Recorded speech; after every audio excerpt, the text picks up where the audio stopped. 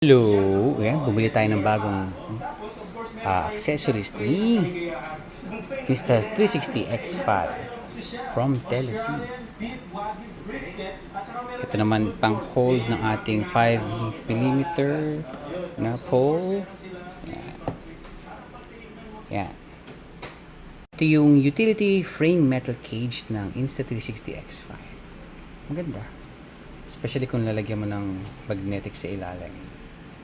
If marami kang mga paglalagyan. Ako kasi si 5mm lang ang aking ginagamit.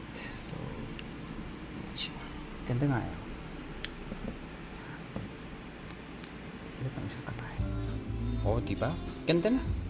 Gumanda lalo, pumorma. Yan.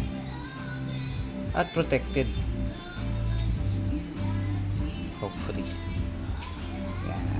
Diba? And may libre na rin siyang kasama na, may kasama pala siya, hindi pala libre, binili natin ito. May kasama siyang rubber. So much. Yeah. Although nagdagdag siya ng extra weight, so ingat na lang or mag-practice, mag-workout. Very nice. And ito na yung clamp para sa motor. Kabit ko siya sa motor. Para extra protection. May iba na ang protected. Kaya yan, sa mga tao dyan, laging tandaan, be protected. Gumamit ng protection. Yan. Medyo added weight, especially itong clamp, pero madami namang usage din si clamp. Pwede rin siyang gawing pang stand sa areas na gusto mong ikabit si Insta360 X5.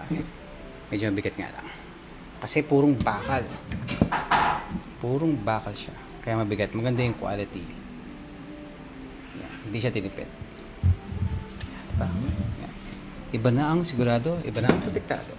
Kaya, mag-Telesyn. Salamat sa mga kaibigan natin sa Telesyn.